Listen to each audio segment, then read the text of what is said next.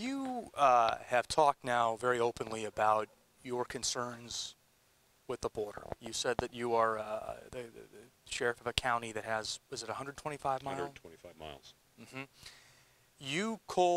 You had praised for President Trump on Tuesday night by calling this a humanitarian crisis. Why do you feel it is a humanitarian crisis? Well, it is an undeniable humanitarian crisis. My deputies recover over 100 bodies a year in the deserts of Pima County. That's just the ones we find. We'll never know how many bodies are out there. So a system that incentivizes people to make very, very dangerous journeys from Central America and Mexico, trying to get into this country through very dangerous corridors. Often the victimization from criminal elements and the environment is horrific. So this is a humanitarian crisis, and we need to fix it. The president said on Tuesday night, we need a physical barrier. He has repeated the word wall over and over and over again. And in your interview, you said, I don't want to talk about a wall. How can we not talk about the wall when the president of the United States, the leader of our country, the man who's leading this need for more border security, uses the word wall over and over again? Well, I'm the sheriff of a county, and it's too important of an issue for me to get caught up in semantics. What we need are physical barriers. We started off by a 30-foot high concrete wall. Now we're into metal. This is disinteresting to me. What is interesting to me is securing the border, because we need to for public safety reasons, humanitarian reasons, and national security reasons. What's the biggest that you believe the biggest issue that is rarely talked about on this issue? What is the biggest component of this issue that you want to see come to the forefront? Well, I think we spend an awful lot of time talking about illegal immigration, and that is an issue, make no mistake about that. But the transnational crime organizations, which do intersect human trafficking, sex trafficking, drug trafficking, that's a real public safety threat to Pima County. And what we don't interdict is in the way of drugs here in Pima County. They're going elsewhere. They're going all over the nation. So sheriffs from other parts of the world will tell me, well, Sheriff, I have people dying of overdoses in my county. And I'll say, well, if I can stop it in my backyard, people don't die in your front yard. So the whole public safety nexus to this, and also there's a national security concern embedded in here. But it's not one thing. This is a very dynamic and very complex problem. We need to pay attention to public safety, national security, and human rights, and look at solutions that cater to all of those things. From your perch as the sheriff of Pima County, you know, just down the road a little south, Sheriff Estrada, Santa Cruz County, we had an interview today. My colleague had an interview, and he says he doesn't call this a crisis, a border crisis. Why do you feel he's not right on that? Well, you have to understand that the dynamics of Sheriff Estrada's county is very different than the dynamics of Pima County or Yuma County or even Cochise County. I have the greatest respect for Sheriff Estrada. We have a great coalition of sheriffs here in our state. We all get along. We all communicate.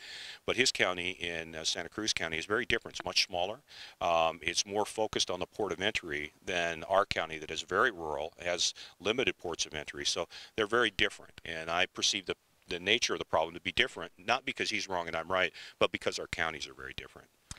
Your belief is that we need a physical barrier. We go down to Nogales for stories. We go down to other parts of Sasabe. There's a steel fence there. There's a steel barrier. So there's a steel barrier in place. Would you agree with that?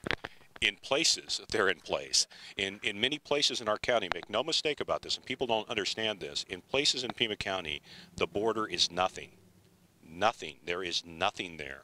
Not a fence, there's some pylon markers which denote where the border is, but there's nothing there because we have 125-mile linear exposure to the international border. Some of that's mountainous, some of it involves watersheds that flow north. This is a very dynamic, the topography issues, the issues around the Tohono O'odham Nation, the environmental sensitive areas out in Oregon Pipe National Monument. These are very complex issues. So there are places where physical barriers will always make sense and they'll be the best tool to help us secure the border. But those still going to have to be supported with technology and human resources. And there are places where only technology and human resources will be able to be implemented.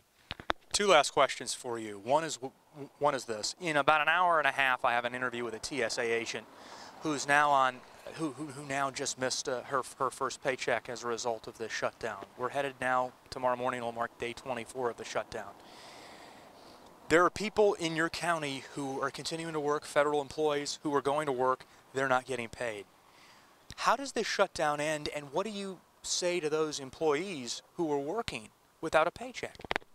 Well, I have a lot of empathy for people working without a paycheck. Make no mistake, we don't enter life as public servants to become rich. That's not part of the world we live in.